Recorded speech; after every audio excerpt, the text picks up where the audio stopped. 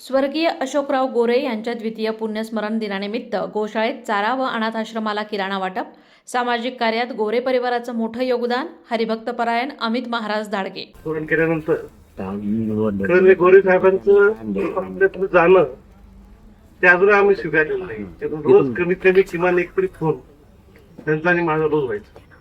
ते 2 वर्षामध्ये ती उणी मला खऱ्या अर्थाने जाणवते.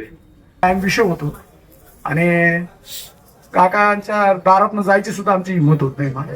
कारण का नाही, साहेब इथं बसलेले असे आंब्याच्या झाडाखाली त्या झोपाळ्यात, त्याच्यामुळं त्यांचे आम्हाला जाता येता आठवण होते म्हणून आम्ही रोड मिसिंग करून जातो. कारण काय होतं, मग गुन्हे साहेबांनी सांगितलं ते बरोबर असलेली व्यक्तीची जर आठवण आली तर ती जात नाही. कारण रात्री मला काका भेटले, साबळे सर तुम्हाला उद्याचं आठवण माहिती मिळलं, मला निरोप मिळाला म्हणलं. तर काल रात्रीपासून तर आत्तापर्यंत मी घरी अनेक आठवणी तुमच्याकडे येण्यापूर्वी आमच्या घरी सांगितलं. तर मी डॉक्टरांना एवढं सांगतो की साहेबांनी जे सामाजिक काम केलं त्या कामाचे तुम्ही ते काम सगळं अजून पुढे चालू ठेवा, कारण त्यात खंड पडू देऊ नका. एवढं बोलून मी थांबतो. आणि माझ्या कुटुंबियाच्या वतीने, आमच्या सकाळच्या आम्ही जेवढे मित्र परिवार व्यायाम करतो सगळ्यांच्या वतीने त्यांना भावपूर्ण श्रद्धांजली अर्पण करतो आणि थांबतो.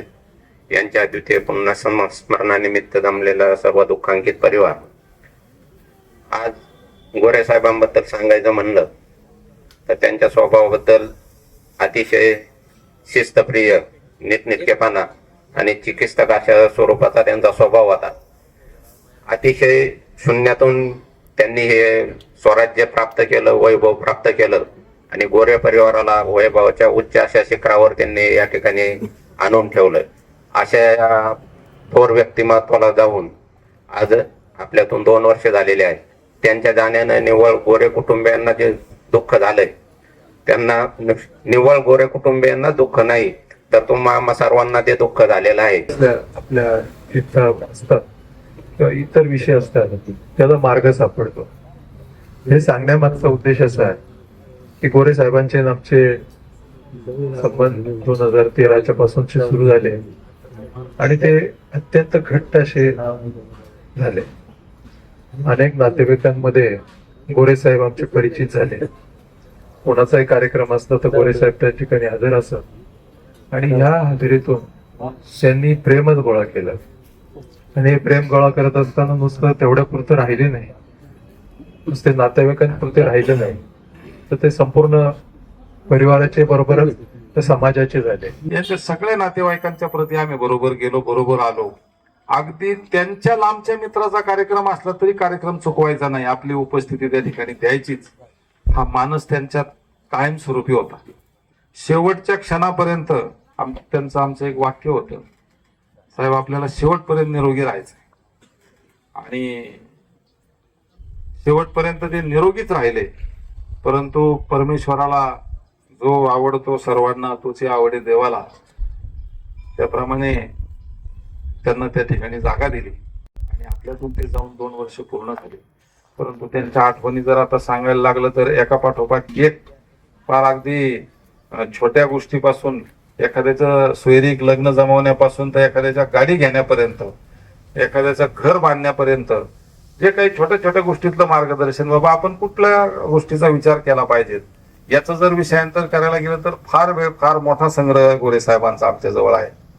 आणि त्यांनी त्यांच्या कुटुंबाला जे काही संस्कार दिले, आजच्या युगामध्ये आपण एक पाहतो की नोंद करण्यासारखी 100% गोष्ट आहे अमित महाराज, की आई वडिलांचं वर्ष श्राद्ध पहिल्या वर्षी फार चांगल्या प्रकारे केलं जातं, सगळे पाहुणे रावळे मित्र परिवार सगळे अगदी.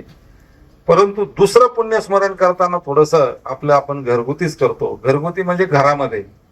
परंतु या दोन्ही बंधूंनी, डॉक्टर सुदर्शन, डॉक्टर केतन, चैतालीताई आणि अंजुताई आणि आमच्या भगिनी गोरेताईंच्या दुःखाची परिसीमा आम्ही समजू शकतो, त्याच्यावरती आपल्याला भाष्य करायचं नाही. परंतु हे दोन्ही बंधू आणि यांच्या दोघांच्या पत्नी, खरा निर्णय हा मागच्या संततीचा असतो आणि या संततीने हे दुसरं पुण्यस्मरण केलं, त्याबद्दल निश्चितपणे मी समाजाच्या वतीने असेल, माझ्या परिवाराच्या वतीने असेल किंवा आपल्या सर्वांच्या वतीने त्यांचे या ठिकाणी आजचा प्रसंग अभिनंदन करण्याचा नाहीये, परंतु आठव जर झाला आणि दुसरा पुण्यस्मरण करण्याचं जर वेळ आली तर आपण समाजामध्ये अनेक घटना पाहतो. पहिलं पुण्यस्मरण होतं, दुसरे पुण्यस्मरण घरीच विरून जातं. परंतु हा पायंडा डॉक्टर सुदर्शन आणि डॉक्टर केतन यांनी या ठिकाणी चालू ठेवला. त्यांच्या प्रती मी आदरभाव व्यक्त करतो आणि गोरे साहेबांच्या चरणी लीन होऊन त्यांच्या अनेक आठवणी सांगण्यासारख्या आहेत. जसे प्रसंगानुरूप आपण बोलू त्यावेळेला आपण निश्चितपणे बोलू. या ठिकाणी थांबतो. जय हिंद, जय महाराष्ट्र.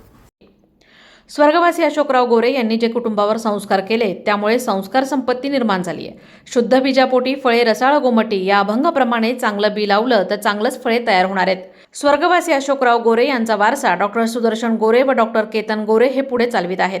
आरोग्य शिबिरावर वृक्षारोपण, गोसेवा, शालेय साहित्याचं वाटप, अनाथ आश्रमाला किराणा वाटप या माध्यमातून सामाजिक बांधिलकी जपत गोरे परिवार सामाजिक कार्यात मोठं योगदान देत आहे, असं निरूपण हरिभक्तपरायण अमित महाराज झाडगे यांनी केलं आहे.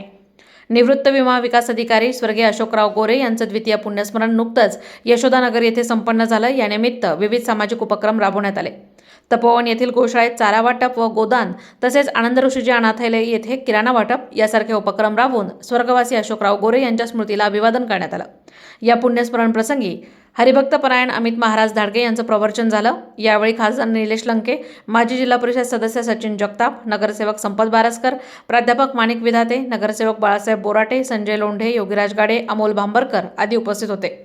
या प्रसंगी अशोक कानाडे, संजय गारुडकर, अरुण ताजने, भास्कर लोंढे, शिवाजी साबळे, बबन घोलप, हेमंत गुणे, डी डोके आदींनी श्रद्धांजली वाहून मान्यवरांनी स्वर्गवासी अशोकराव गोरे यांच्या स्मृतीला उजाळा दिला.